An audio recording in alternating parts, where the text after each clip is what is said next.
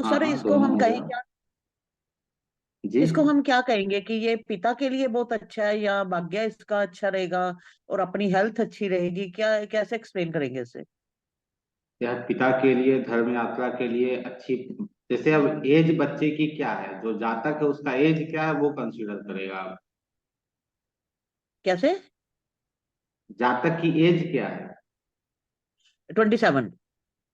27, तो उसके higher education के लिए और उसके पिता के लिए यह बेहतर रहेगा, अच्छा रहेगा, उसके स्वास्थ्य के लिए यह अच्छा रहेगा, बेनिफिशियल रहेगा। सर ये लेकिन मतलब सभी के लिए? हाँ जी।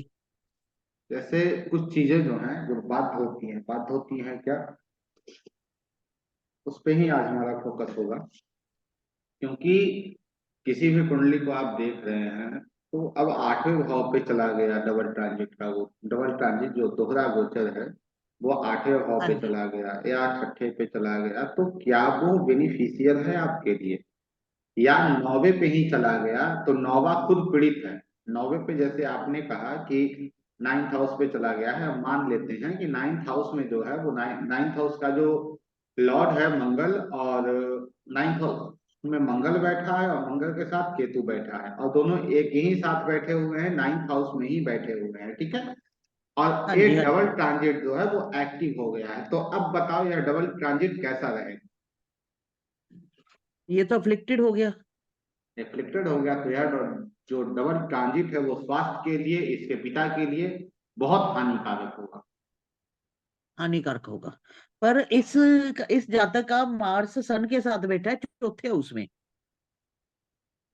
मार्स सन के साथ बैठा है चौथे हाउस में, ठीक है, उससे कोई दिक्कत ठीक है, पर फिर ये अच्छा रहेगा पिता के लिए भी और धर्म कर्म के लिए भी नहीं। और भाग्य के लिए भी वो अच्छा है इसके लिए। और अपने हेल्थ के लिए भी। जी। सर एक और पूछना, मैं 1 मिनट बताती हूँ, आप किसी और का क्वेश्चन लीजिए, मैं अभी बताती हूँ आपको। ठीक है, कोई। 1 मिनट। और आप लोगों ने कुछ किया है इस पे बताइए, क्योंकि जब तक आप लोग इसे क्लियर करते हैं तो और बहुत सारे हाँ। टूल हैं, बहुत सारे टूल ऐसे ऐसे हैं, बहुत सारी ऐसी सूत्र हैं जो मैं आप लोगों के साथ डिस्कस करना चाहता हूँ। लेकिन वही है, जब तक हम संतुष्ट ना हो जाएं, जब तक मुझे यह जानकारी ना मिल जाए कि हाँ आप उस एप्लीकेशन के लिए आप लोग अप्लीकेबल हैं, अब आगे आप लोग उसे लेकर बढ़ सकते हैं, तो फिर उचित है। ऐसे फिर चीजें जो है वो थोड़ी अलग हो जाएंगी, फिर समझ से बाहर चला जाएगा। और आप लोगों ने कुछ नहीं किया, चलिए ठीक है। वो आज थोड़ा नेटवर्क का इशू चल रहा है। हम्म, जी, आप लोगों ने कुछ और किया है इस पे, कुछ प्रैक्टिस आप लोगों ने की है और? सर एक और बोल लूं? जी, एक मिनट हाँ जी। बताइए। सर गोचर में ट्रांजिट कुंडली में सैटर्न है 11 राशि चौथा हाउस। ठीक है। 6वें में एक राशि आ गई, जुपिटर वहां पे आ गया। जुपिटर 6 में आ गया, 6ठे पे दोनों का ठीक डबल है, 6वें ट्रांजिट है। उसमें आ गया ना। हाँ, जो डबल डबल ट्रांजिट है वो ट्रांजिट हो गया 6ठे इसका। भाव पे गया। जी हाँ, 6ठे छठे पे भाव हो पे गया। डबल एक ट्रांजिट दो गया। तीन चार पाँच छह सात। और इसका जो डबल ट्रांजिट है वो हाँ 10वें जी, भाव तो में, ये ठीक है। अच्छा हुआ जुपिटर। हाँ जी। यदि हाँ, यदि छठा भाव जो इसका तो है वो इफ्लेक्ट, एक मिनट, यदि इसका छठा भाव जो है वो इफ्लेक्टेड नहीं है तो इसके नौकरी के लिए बेहतर है इसे। नौकरी के क्षेत्र में यदि यह जातक नौकरी करता है तो नौकरी के क्षेत्र में इसे और बेहतर रिजल्ट मिलेंगे, कहें तो इसका जो है वो क्या कहते हैं आप लोग, पदोन्नति वगैरह हो सकता है, ठीक है, यदि ये नौकरी में है तो। अच्छा जी। हाँ जी, नौकरी में है। हाँ, तो इसका तो क्योंकि सैटर्न भी प्रमोशन होगा। चौथे घर में हो गया ना। प्रमोशन होगा यदि प्रमोशन होगा। छठा भाव इफ्लेक्टेड नहीं है तो, इसे याद रखिएगा। इफ्लेक्शन बहुत अनिवार्य है, किसी भी कुंडली को आप देख रहे हैं या कुछ भी आप किसी भी कुंडली का आप कर रहे हैं। इसका मार्स सन के साथ बैठा पहले घर में, 8 राशि। कौन से लग्न की कुंडली है ये बताइए। 8 लगन की कुंडली है ना। मार्स सन के साथ बैठा है पहले घर लगन में।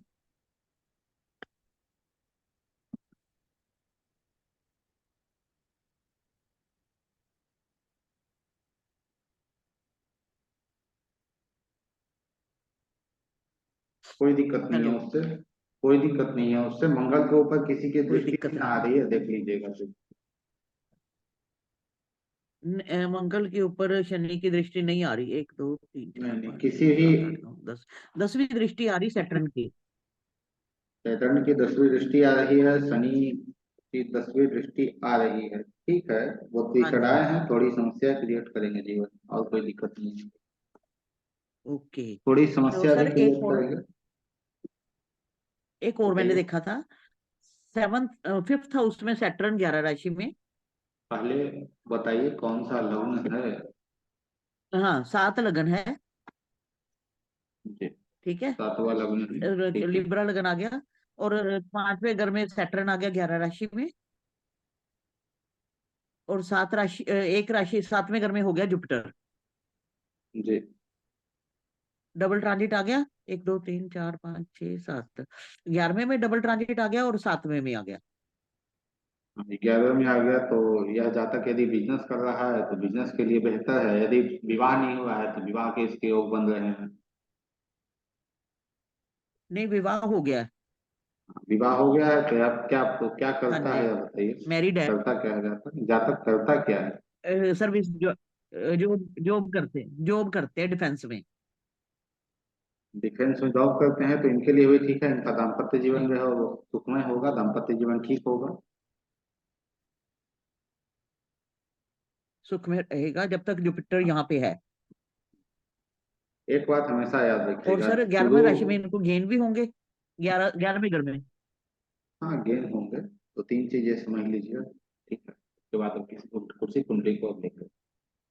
हाँ सबसे जी। पहले, हाँ, सबसे पहले जो है वो समझने वाली बात यह है कि गुरु और शनि करते क्या है। गुरु और शनि जो है वो एक्टिव चीजों को सिर्फ पुश कर देते हैं कि हाँ आप जो है वो चलने लगी है।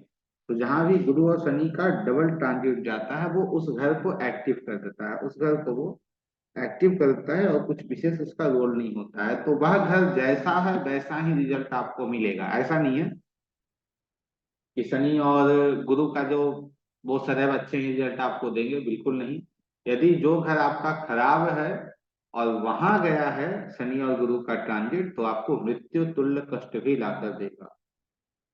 एक दूसरा, आप लोगों ने कुंडली पे ज्यादा काम नहीं किया है। ठीक है, जब आप ज्यादा कुंडली लगाएंगे, 100 कुंडलियां यदि आप 100 200 कुंडलियां आप लेंगे, तो उसमें आपको दिखेगा एक दो कुंडलियों पे ये चीजें काम करती हुई नहीं मिलेंगी। तो इसके लिए आपको उस जातक के चंद्र कुंडली को देखने की आवश्यकता है, या फिर हम कहें तो किसी किसी कुंडली में आप देखेंगे कि कोई भी आपका रूल जो है वो उस पर काम ही नहीं कर रहा हो। ठीक है, तो उसके लिए आपको चंद्र कुंडली लेना है। और चंद्र कुंडली में जैसे हम लग्न कुंडली को रीड कर रहे हैं, वैसे ही चंद्र कुंडली को रीड करना है। क्योंकि यह शास्त्र ऐसा है ना, ब्रह्मा जी के द्वारा पराशर जी को दिया गया और आगे यह बढ़ा। ये जो शास्त्र है विधि के अनुसार बहुत बहुत ही अच्छा और सरल है, बहुत ही अच्छा है, सरल है। लेकिन कहीं कहीं कुछ चीजें जो है वो, हम तो यही कहेंगे कि हम लोगों के समझ में नहीं आती हैं, तो हम उसे समझ नहीं पाते हैं और अलग तरीके से उसे हम कंसिडर करने का प्रयास करते हैं। ठीक है, तो यदि लग्न कुंडली से किसी भी कुंडली के अंतर्गत ये चीजें आपको नहीं मिल रही हैं, तो आप चंद्र कुंडली को देखिए, वहां मिल जाएगा। ऐसे 99.9% यह जो रूल है वो एक्यूरेट काम करता है। बहुत कम कुंडली में 1000 में से 100 में से एक आध कुंडली मिलेगी जिसमें आपको ये रूल जो है वो काम करते हुए नहीं मिलेगा। और ये क्यों काम नहीं करता है, लग्न कुंडली पे ये काम क्यों नहीं करता है, तो उसका भी रीजन है। रीजन क्या है उसका है, यदि आपका लग्न ही कमजोर है, लग्न ही कमजोर है, या लग्न में ही जाके दो चार ऐसे ग्रह बैठ गए हैं जो कह रहे हैं आज तो तुम्हें छोड़ेंगे नहीं, तो ऐसी स्थिति में वो परेशान ही आपको करेगा और कुछ बेहतर नहीं कर पाएगा। अर्थात तो लग्न कमजोर है तो लग्न कुंडली आपकी कुछ विशेष कुछ कर नहीं पाएगी, तो फिर आपको चंद्र कुंडली देखने की आवश्यकता रहेगी। इसे, अब ग्रह पे हम लोग आए हैं तो इसे नहीं भूलना है कि भाव क्या होते हैं, भाव के अधिपति क्या होते हैं। क्योंकि अभी तक जितने क्लास हम लोगों के हुए उसमें हमने सिर्फ भाव को ही अभी तक जाना है, जो अभी तक हम समझ पाए उससे। अभी सिर्फ भाव को हम लोग समझे हैं, भाव को छोड़कर अभी और कुछ हम लोग समझ ही नहीं पाए हैं। ठीक है, ना मैंने समझा ना आप लोगों ने, अभी तक आप लोग समझे होंगे लेकिन मैंने अभी तक सिर्फ भाव को ही समझा है, तो उसे नहीं भूलिएगा। जैसे हम लोग सबसे पहले कुंडली में देखते हैं रिफ्लेक्शन को शुभ और अशुभ ग्रहों के साथ, वैसे ही गोचर में भी शनि और गुरु के गोचर में भी देखना है कि जो भाव आपका दोहरे गोचर से एक्टिव हो रहा है, चलित हो रहा है, तो क्या वह रिफ्लेक्शन में है, पीड़ित है या फिर नहीं, यह देखना अति आवश्यक है। तो आप आगे बढ़े तो बेहतर रहेगा।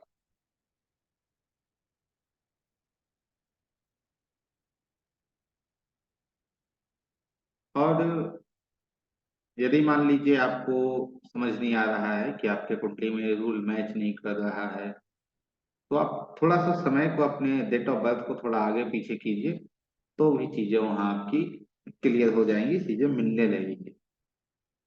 क्योंकि ये जो पूर्णता निर्भर जो है वो समझिए तो लग्न पे ही निर्भर है। यदि आपका लग्न चेंज हो गया, यदि आपका लग्न चेंज हो गया, तो जहां शनि को फिफ्थ हाउस को एक्टिव करना था, वो फिफ्थ हाउस को एक्टिव किए हुए हैं आपकी कुंडली में, आपको दिख रहा है वो सेवंथ को एक्टिव किए हुए हैं।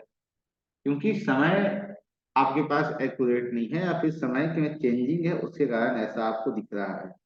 यदि आप समय को आगे पीछे करते हैं तो आपको देखने को मिलेगा जो बकरी ग्रह होते हैं वो भी अपना काम कर चुके होते हैं। बकरी ग्रह कहे तो जो बकरी ग्रह जो है, उनकी दशा के अंतर्गत ही आपको चीजें घटती हुई मिलेगी, घटित होती हुई मिलेगी।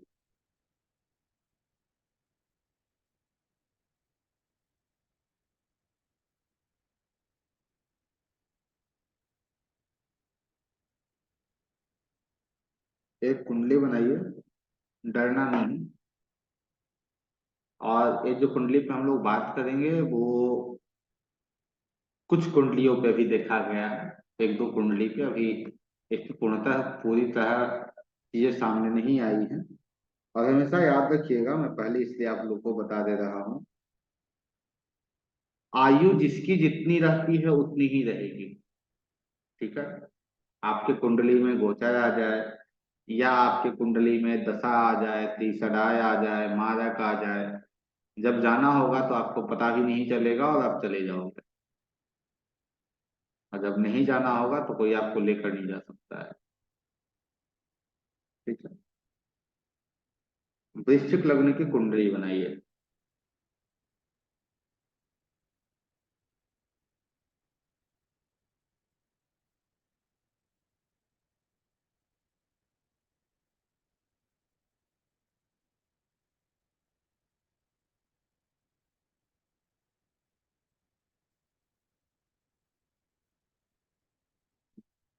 लग्न में शनि है, लग्न में शनि,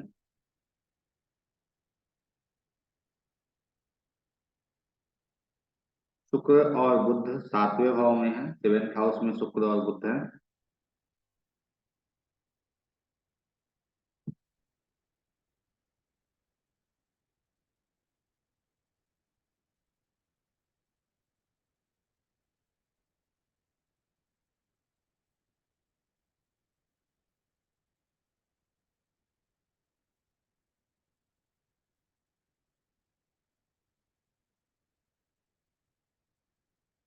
इसमें गोचर का जो शनि है, जो गोचर के शनि है, वो ठीक अभी जो शनि चल रहे हैं वही है, 11वीं राशि में।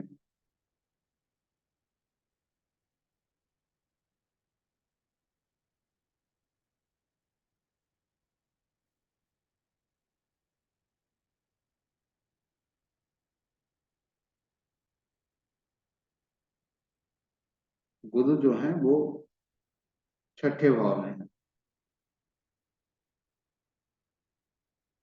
शनि का गोचर शुक्र और बुध पे आया, शनि का गोचर शुक्र और बुध पे आया।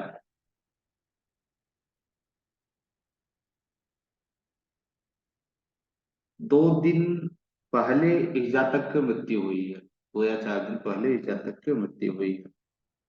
ठीक है,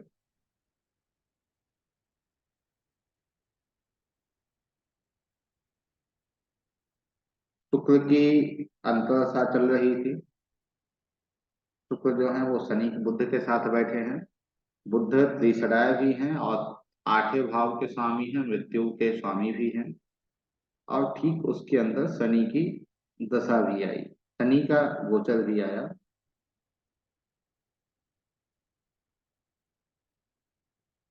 जिसके कारण इस जातक की संभवतः, मैं तो ये नहीं स्पष्ट कह सकता हूँ, जिसे जब जाना होगा वही तभी जाएगा, संभवतः इस जातक की मृत्यु हुई।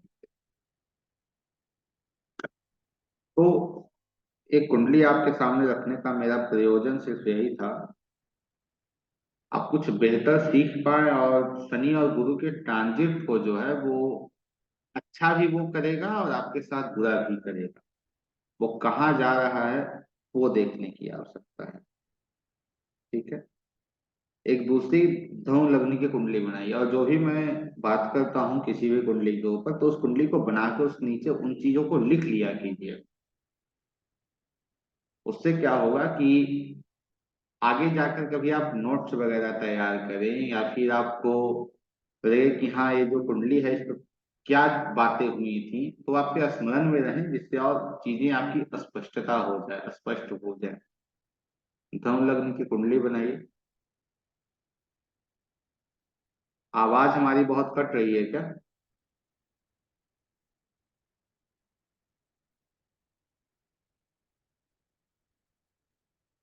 चलिए ठीक है। धनु लग्न की कुंडली बनाइए।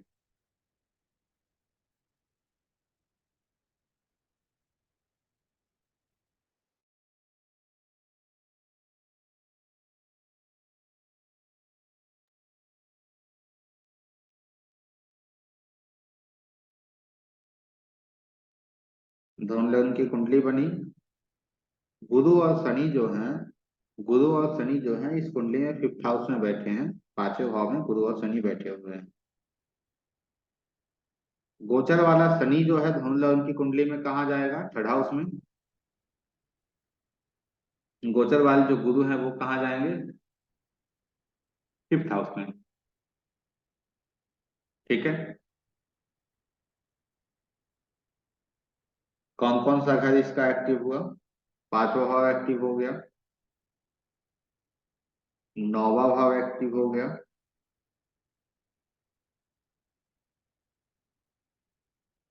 ये धनु लग्न की कुंडली है। नाइन, नौवा, इसका पांचवा भाव एक्टिव हो गया, इसका नौवा भाव एक्टिव हो गया।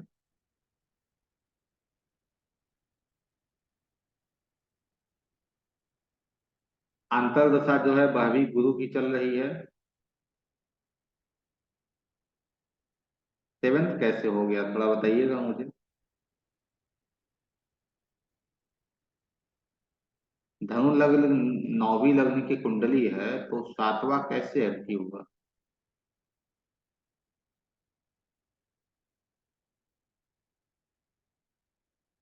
कंफ्यूज कर देते हैं। धनु लग्न लग्न की कुंडली है 9, 10, 11। ठीक है। तो और इस बच्चे की जो है गुरु की दशा भी चल रही है, गुरु की अंतर्दशा चल रही है शुक्र के अंदर। तो यह कुंडली क्या बता रही है? यह बच्चा जो है वो अपने पढ़ाई में बेहतर करेगा। बेहतर कैसे करेगा? कुछ अलग करने का प्रयास करेगा, अलग अलग कोर्सों को करेगा। यह पढ़ने के लिए बाहर भी जाएगा। नौ भाव भी एक्टिव है, पढ़ने के लिए बाहर भी जाएगा।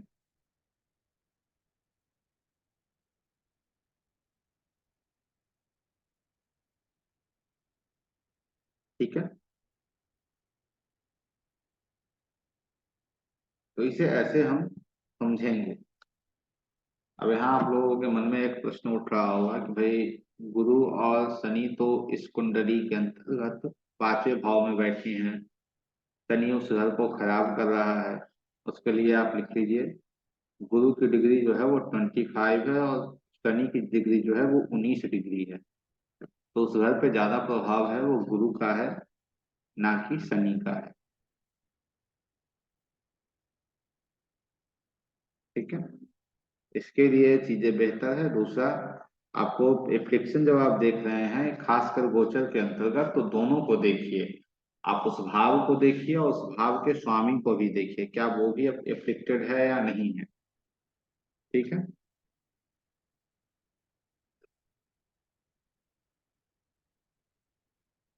आज सिर्फ कुंडली ही बनानी है। कन्या लग्न की कुंडली बनाइए अब।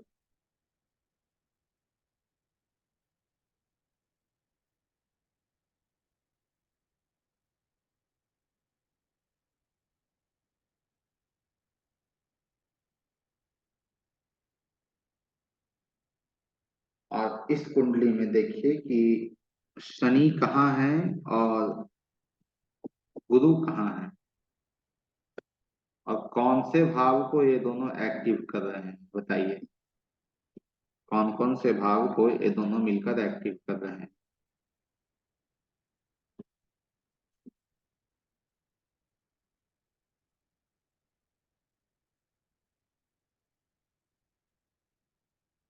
कन्या लग्न की कुंडली है, इसमें गोचर में शनि और गुरु कहाँ है और कौन कौन से भाव एक्टिव हो रहा है। अब आप लोग प्रेडिक्ट कीजिए इसमें। आठवां भाव रिफ्लेक्टेड है। आठवां भाव रिफ्लेक्टेड है, तो क्या स्थिति बनेगी इस जातक की।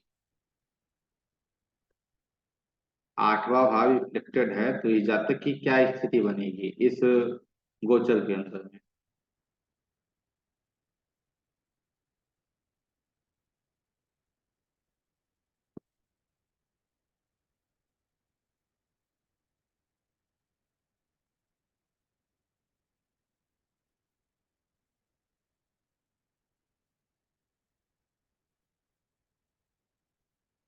बताइए विक्रम जी।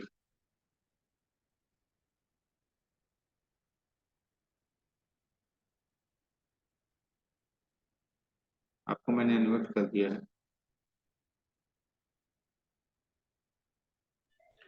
अ, जी सर, आ रही है बात? बताइए। जी सर। सर, अगर पॉजिटिव वे में देखा जाए तो अष्टम भाव एक्टिव है, तो उसी हिसाब से देखा जाए तो इन्हें अचानक से कोई लाभ भी हो सकता है, अष्टम भाव से रिलेटेड अचानक लाभ का भी स्थिति बनती है सर इसमें।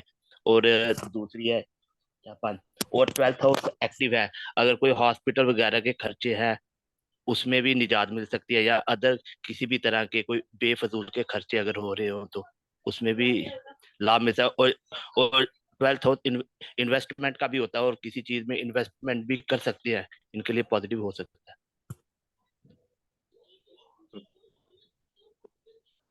आपके जी सर, पास इतना यदि, ही था। ठीक है धन्यवाद। ठीक है। इसके बाद दूसरा देखा जाता है,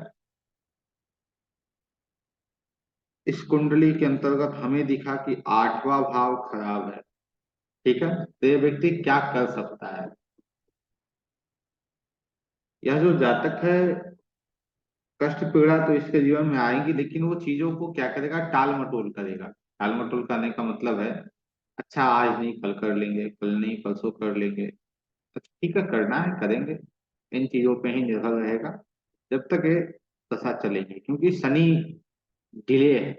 इसे भी याद रखिएगा, शनि क्या है, डिले का कारक। दूसरा,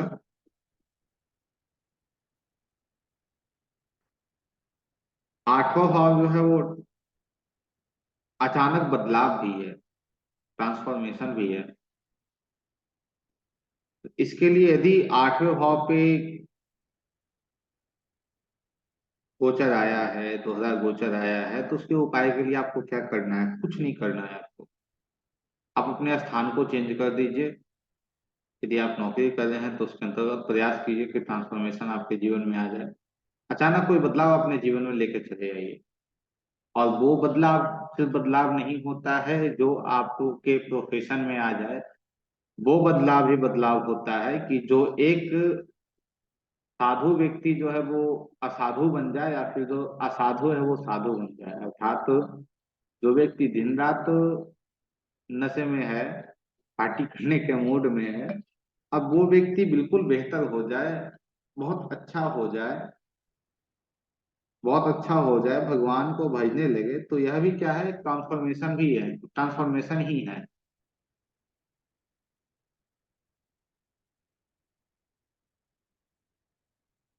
तो किसी प्रकार का अचानक कोई बदलाव यदि आप अपने अपने अंदर ले आते हैं, तो उससे क्या होगा, आपका आठवां भाव जो गलत वे में एक्टिव है उसे भी आप यूटिलाइज करके ठीक कर पाएंगे। यह जिस जातक की कुंडली है, यह बच्चा अभी लगभग अप्रैल के बाद से, क्योंकि अप्रैल से ही दशा चली है, ये गोचर चला है, अप्रैल से इसकी यह स्थिति है। यह तैयारियां कर रहा है, लेकिन बार बार कर रहा है कि आज नहीं मैं कुछ दिन बाद जो है फॉर्म फिलअप करूंगा, फिर कुछ दिन बाद करूंगा, अभी और तैयारियां करनी है। तो ये क्या है, टाल मटोल करना है, चीजों को आगे बढ़ाते जाना है। तो इन सब चीजों से यह स्पष्ट होता है कि शनि और बृहस्पति का जो दोहरा गोचर अच्छा है या बुरा है, इसे हम कैसे समझेंगे। उसे हम इस प्रकार समझेंगे, इसे देखने से पहले आप यह देखें, जड़ और जीव याद होगा आप लोगों को, मैंने इसे बताया था, जड़ और जीव का जो कॉन्सेप्ट लगभग जो पुराने हैं उन्हें याद होगा, जड़ और जीव क्या है। हाँ, तो जड़ और जीव के अनुसार आपका वह भाव किस स्थिति में है वह देख लीजिए, वह भाव अच्छा है या बुरा है वह देख लीजिए, उसके बाद आप प्रेडिक्ट उस पर कर दीजिए, आपकी चीजें क्लियर हो जाएंगी। इसमें जड़ और जीव जो है वो प्रमुखतः लागू होता है। वो भाव किस स्थिति में है, वो अच्छा है या बुरा है, यह देखना है। उसके बाद ही आप इस पे प्रेडिक्शन कर सकते हैं, या फिर इस पे कोई आप बात आगे बढ़ा सकते हैं कि हाँ यह जो है वो खराब स्थिति में है या अच्छी स्थिति में है। ठीक है।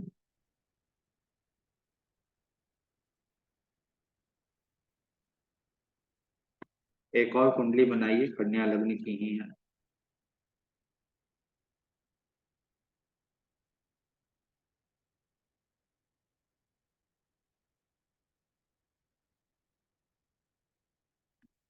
इसमें मंगल और राहु 12th हाउस में बैठे हैं, और वही गोचर है। अभी जो पीछे कुंडली हम लोगों ने देखी, वो कुंडली तो भाई इफ्लेक्टेड नहीं थी, ठीक थी, कन्या लग्न की नहीं थी। यह जो कुंडली है, इसमें मंगल और राहु बैठे हैं द्वादश भाव में। शनि की 7वीं दृष्टि 12वें भाव पे जा रही है, गुरु की 5वीं दृष्टि 12वें भाव पे जा रही है। शनि और गुरु जो हैं वो 8वें भाव को भी एक्टिव कर रहे हैं, तो इस जातक को मृत्यु तुल्य कष्ट प्राप्त होंगे।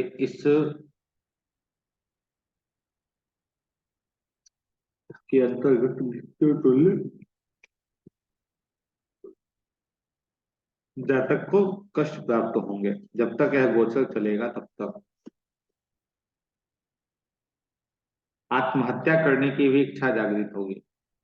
राहु है, राहु को छोड़ भी देते हैं तब भी आत्महत्या करने की इच्छा जागृत होगी। 12वां भाव क्या है, मोक्ष है।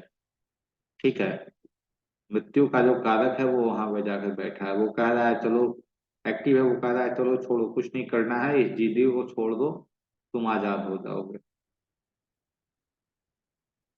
अब ऐसी चीजें क्यों होती हैं यहाँ मार्स राहु जन्म कुंडली का है।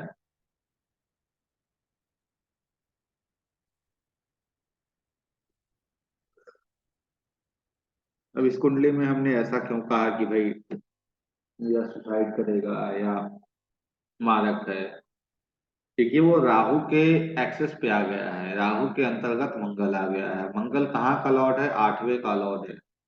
आप देखेंगे तो मंगल 8वां भाव भी इफ्लेक्टेड है, और 8वें भाव का स्वामी भी इफ्लेक्टेड है, और दोनों पे डबल ट्रांजिट आ रहा है।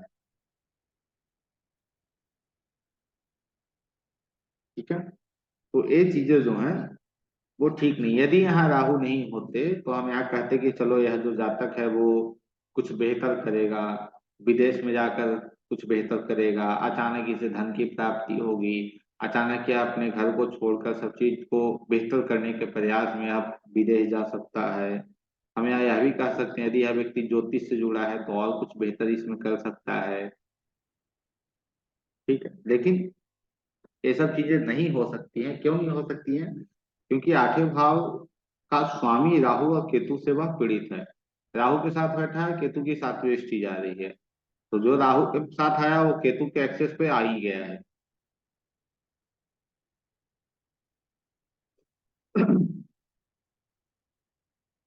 लिख लीजिए, एक नोट बना के लिख लीजिए, बहुत काम आएगा। यदि दोहरा गोचर अष्टम भाव या अष्टम भाव के स्वामी के ऊपर हो और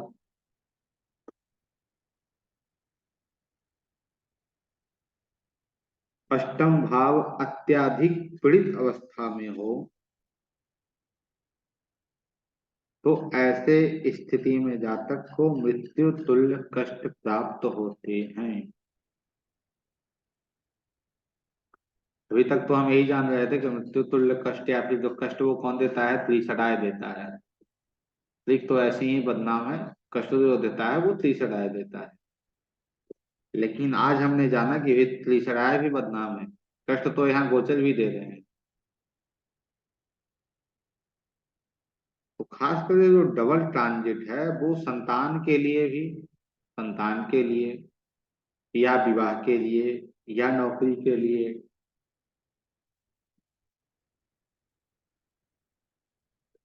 या बिजनेस के लिए बहुत अच्छा है। कहीं कहीं यह बहुत खराब स्थिति भी देता है। इस जातक को मैंने उपाय बताया है, यह सबके लिए है। भगवान शिव की पूजा करें, गंगा का स्नान करें, गंगा स्नान करें, भगवान शिव की पूजा करें।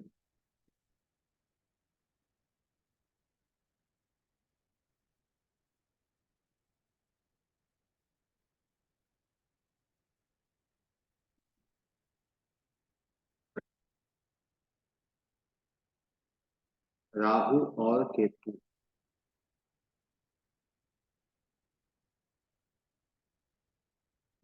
सबसे ज्यादा कष्ट गोचर में व्यक्ति को कब मिलता है? जब भी आपके कुंडली के अंतर्गत सबसे पहले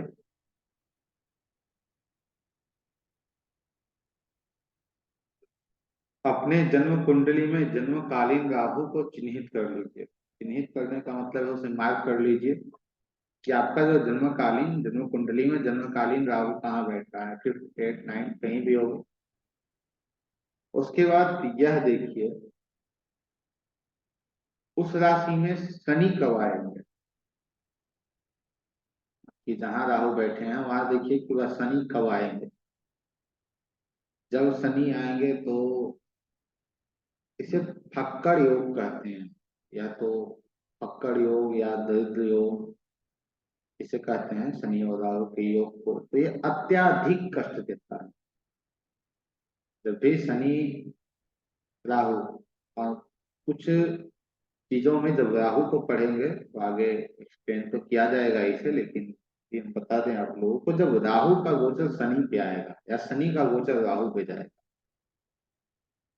तो यह अत्याधिक अत्याधिक कष्ट और पीड़ा दे रहा है। ये दोनों फिक्स डिपॉजिट है ये, जो है वो ऐसा नहीं है कि आपके उस भाव कहीं भी जाए, कहीं भी किसी स्थिति में जाए तो आपको कष्ट देगा ही देगा। शनि जो है वो 30 साल के, आपने देखा होगा कोई भी व्यक्ति 30 साल के एज में कम से कम भी तो 2.5 3 साल अपने जीवन में कभी ना कभी बहुत स्ट्रगल करता है। क्यों करता है? राहु के ऊपर शनि का गोचर, राहु के ऊपर शनि का गोचर है, उससे ऐसी स्थिति उसके जीवन में बनती है। फिर कुछ व्यक्तियों के जीवन में आपने यह देखा होगा कि वो 30 साल, 30 से 36 साल खत्म होते होते वो राइज करने लगते हैं, अर्थात 30 साल तक वो लगता है वो कुछ नहीं कर पाएंगे, और 30 साल के बाद लगता है कि वो क्या नहीं कर सकते। उसमें भी राहु और शनि केतु इनकी ही भूमिका होती है। तो आगे जब जाएंगे तो इन्हें पढ़ेंगे।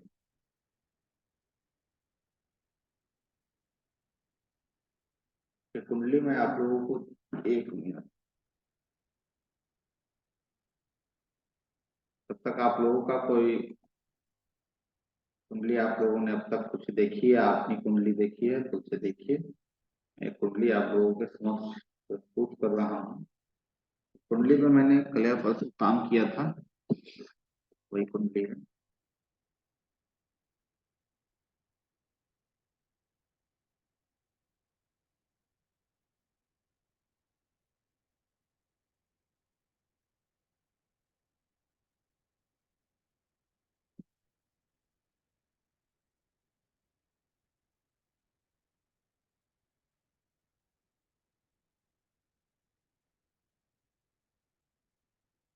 यह कुंडली आप लोगों को दिख रही है?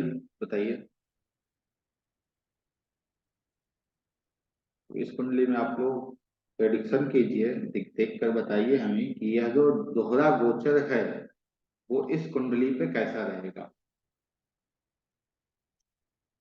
दोहरा गोचर इस कुंडली के अनुसार कैसा रहेगा।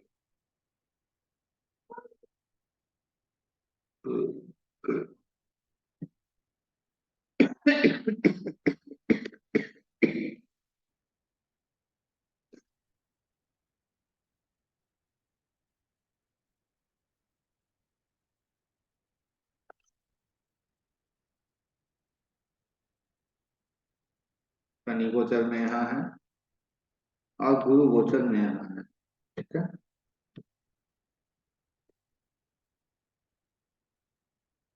शनि की तीसरी दृष्टि यहाँ जा रही है तो यहाँ डबल ट्रांजिट हो गया।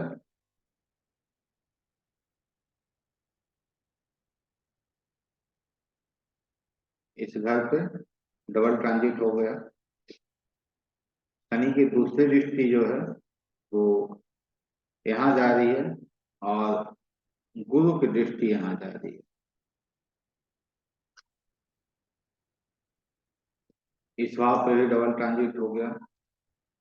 यह पता क्या रहा है, यदि यह जातक,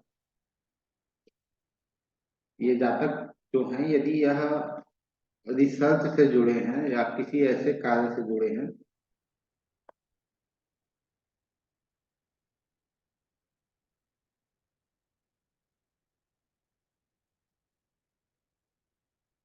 जन्मकालीन राहु पीड़ित है डबल गोचर में।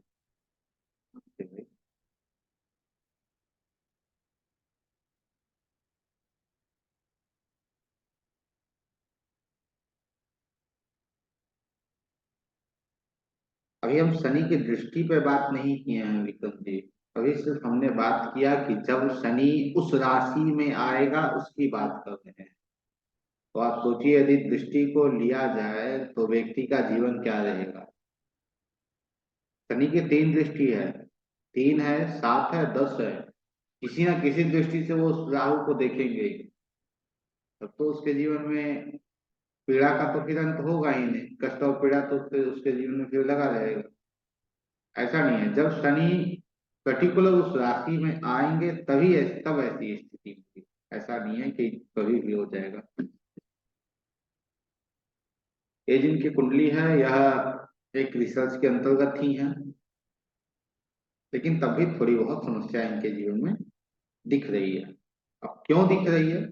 8वें भाव का स्वामी और 12वें भाव का स्वामी आपको कहीं पीड़ित अवस्था में दिख रहा है, आपको लग रहा है कि वो दोनों पीड़ित है। 8वें भाव का स्वामी और 12वें भाव का स्वामी आपको दिख रहा है कि किसी अवस्था से पीड़ित है। मंगल और शनि, सूर्य, बुध सही बैठे हैं। शनि तीसरा आए हैं, वो सूर्य मंगल दोनों को रिफ्लेक्टेड कर रहे हैं। ठीक है।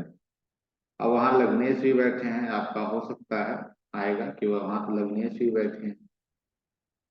थोड़ा बचाव भी है लेकिन कष्ट इनके जीवन में है। जो हम अभी एक कुंडली पे बात किए थे कि जातक को मृत्यु तुल्य इसी स्थिति में, ध्यान देना आप, इसी स्थिति में एक कुंडली थी जिसमें हमने बात की और कहा कि यह जातक जो है वो मृत्यु तुल्य कष्ट इसे मिल रहे हैं। वहां भी मंगल जो है वो रिफ्लेक्टेड था, कन्या लग्न की ही कुंडली थी। लेकिन यहाँ मंगल रिफ्लेक्टेड है तब भी स्थिति जो है वो कुछ ठीक चल रही है। इनके वहां कहीं ना कहीं बुध बैठे हैं, जिससे स्थितियां जो है वो कुछ बेहतर चल रही हैं जातक की। एक दूसरी कुंडली लेते हैं।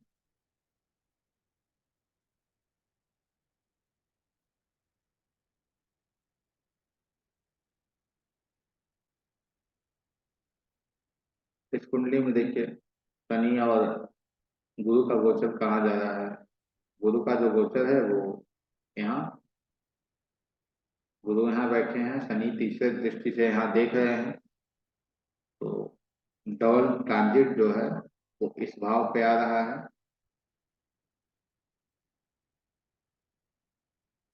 फिर डबल ट्रांजिट जो है वो इस भाव पे आ रहा है। यह जातक को बिजनेस के अंतर्गत लाभ प्राप्त होंगे, लाभ मिलेगा। मंगल कहीं से आपको इस कुंडली में पीड़ित आपको दिख रहा है, आप देख पाएंगे इस कुंडली में मंगल किसी प्रकार से कहीं से भी पीड़ित नहीं है। इस जातक को दाम्पत्य जीवन भी ठीक रहेगा, दाम्पत्य जीवन में भी कोई समस्या विशेष नहीं आएगी, बिजनेस में भी कोई विशेष समस्या नहीं आएगी, बिजनेस से भी कुछ लाभ प्राप्त होंगे जातक। ठीक है, आज की जो कक्षा हम लोगों की है वो यहीं तक रहेगी। इसे जितना संभव हो सके आप लोग के पास दो दिन का और अभी समय है, शनिवार रविवार, जितना ज्यादा हो सके इस पर प्रैक्टिस कीजिए। कुछ नई चीज देखने का प्रयास कीजिए ज्योतिष में, तो आपको दिख रहा हो कि यह चीजें काम कैसे कर रही हैं या फिर काम नहीं कर रही हैं, उसे भी ढूंढ कर लाइए। क्योंकि ज्योतिष एक अनुभव है कि ऐसा नहीं है कि ज्योतिष आपने जो पढ़ा वहीं तक सीमित है या जो मैंने पढ़ा वहीं तक सीमित है। ज्योतिष एक अनुभव है, जितना विस्तार कीजिएगा इसका उतना ही यह विस्तार। आप लोगों में से किन्हीं का कोई प्रश्न है तो आप पूछ सकते हैं, बताइए।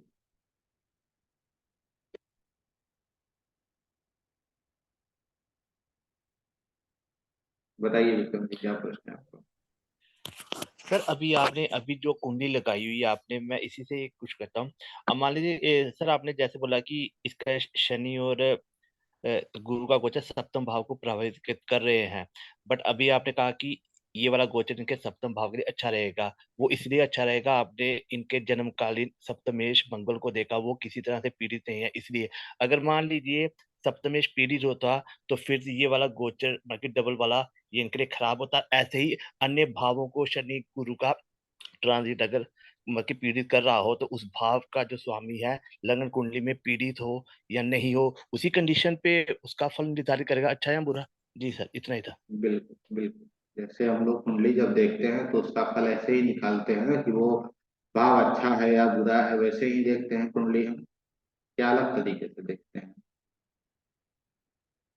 कुंडली देखने का जो तरीका हम लोगों का है वो तो यही है कि यदि उस भाव का स्वामी या भाव खुद खुद पीड़ित है, यदि त्रिषणाय के साथ गया है या किसी भी स्थिति में गया तो भाव की पीड़ित हो गया। तो आपने जो कहा विक्रम जी वो बिल्कुल सटीक कहा, यही रूल है, वैसे ही इसे लेकर हमें चलना है। ठीक है, कोई बदलाव नहीं करना है।